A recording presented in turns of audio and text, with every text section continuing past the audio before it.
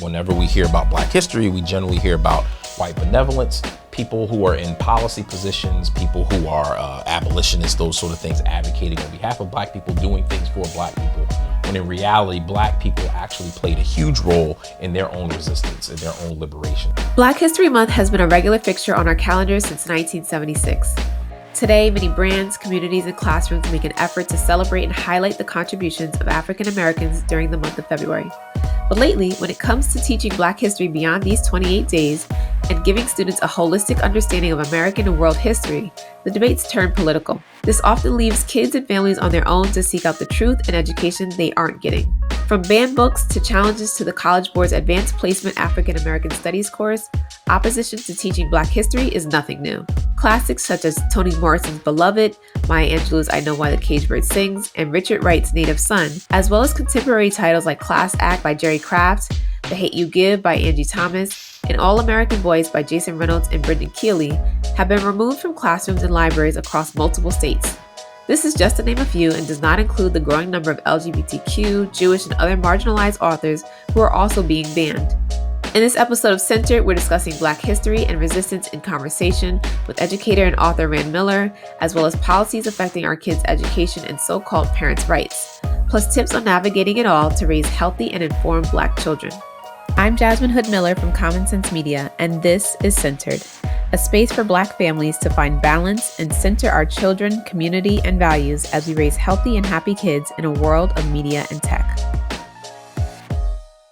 Black History Month began as Negro History Week, founded in 1915 by Carter G. Woodson and a group of scholars from the Association for the Study of Negro Life and History. The intention was to recognize the accomplishments of our ancestors who only 50 years earlier had been freed when slavery was abolished.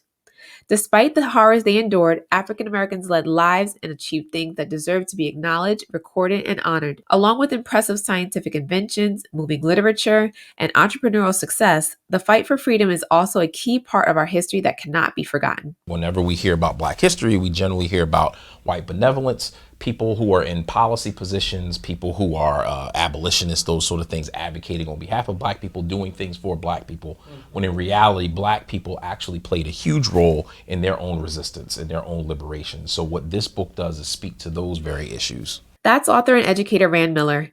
We recently sat down with him at the Boys and Girls Club in Jersey City, New Jersey, to talk about these untold stories and what inspired him to write his new book, Resistance Stories from Black History for Kids, published by Simon & Schuster. Generally speaking, most of the education that we see in schools are from a Eurocentric perspective. They're not going to talk about Black resistance, Black people fighting back. No one wants to talk about that because the fear of an uprising, right? And so what I've encountered in school is just a lot of students who are, the Black History Month is the same thing. Black history is the same thing. Martin Luther King, we're talking about Rosa Parks, and not that those things aren't important. They are. But we need to develop those stories more, even about Dr. King, even about Rosa Parks, that these folks were not just what the whitewashed image is that they had, that they were deeper than that and did way more than what's just said. This rewriting and whitewashing of history has been happening for generations. It isn't a new issue for Black parents striving to raise kids who know where they come from. Where do you see your book being used? Is it in the classroom? Is it at home? Oh, that's a really good question. I really don't see it used in schools where some of these books are banned. This book is probably going to be banned, which is fine. It's not fine, but it's fine. I didn't want to make a cookie cutter book. First Black person to do this, Black entertainer, Black sports figure. I didn't want to do that. I really wrote the book I wrote it for Black children and for Black families. And I want them to read this at home. I read it with my kids. And my son, he's 11 years old in 5th grade. He's asking me questions and he's like, wow, we didn't learn this in school. So at night, when that good quiet time with the family, read it with them, right? And so not just for Black families, but for people of all ethnicities, my Afro-Latinos, Latinos, also all people, white people, everything. It's for everybody to understand that, again, Black people were complicit in their liberation. They can see a different view of Black people compared to what they have seen in the textbooks that have withheld this information. The American Library Association keeps track of book challenges and bans across the country, and the most recent data is alarming. In 2021, the ALA recorded 729 book challenges targeting over 1,500 titles. That's more than double 2020's figures and the highest number since the organization began recording data in 2000. In January 2023, Florida Governor Ron DeSantis made national headlines when his administration rejected the new AP African American Studies curriculum.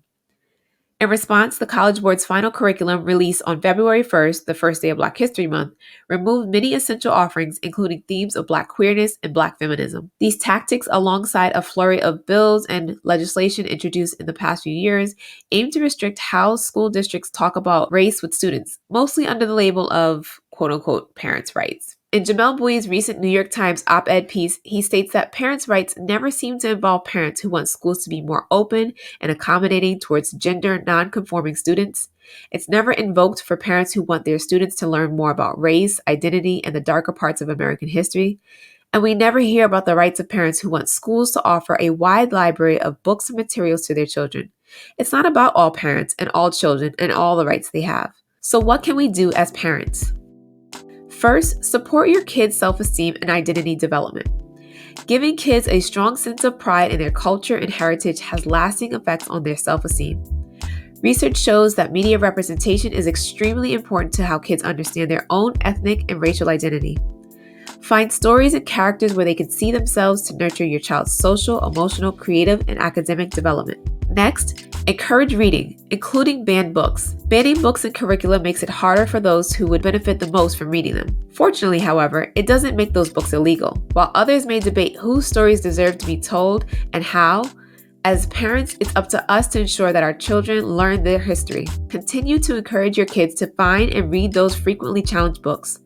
Check out your public library, local bookstores, and online sources to find titles that may interest your child or teen. Reading books, even those that some consider to be controversial, offers families and students a chance to celebrate reading and provides access to ideas, both of which are keys to raising a lifelong learner. Reading a challenged book is a learning experience and can help your kids define their own values and opinions on what it has to say. At Common Sense Media, our age ratings, which are based on child development research, help give you a guide to make the best media decisions for your kids. Finally, be an advocate at your child's school and in your community. As a family, you can participate in events like Banned Book Week, attend school board meetings, or write your elected officials to let them know you're concerned about the harms of censorship and that you care about free and open access to information. These teachable moments of activism can begin at any age, encouraging us to lead by example for our kids and demonstrate the powerful legacy of Black resistance by speaking up and speaking out. To close, we'll leave you with a final word from our special guest, Rand Miller. Find those resources. There are way more books than mine. I mean, mine is a great resource. Go get it. But there are so many different scholars. There are so many awesome Black women scholars. There's so many awesome Black men that are out here doing all kinds of things.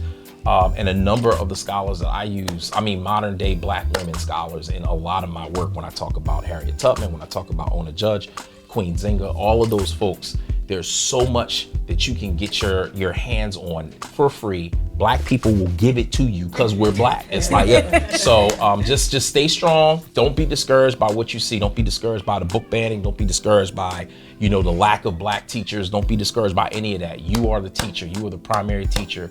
You are equipped with everything you need. When that child was born, you had everything you needed. If you found this episode helpful, please leave us a comment, hit the like button, and subscribe to get all new centered episodes. And for more tips, advice, and family media recommendations, visit us at commonsensemedia.org/Black Voices.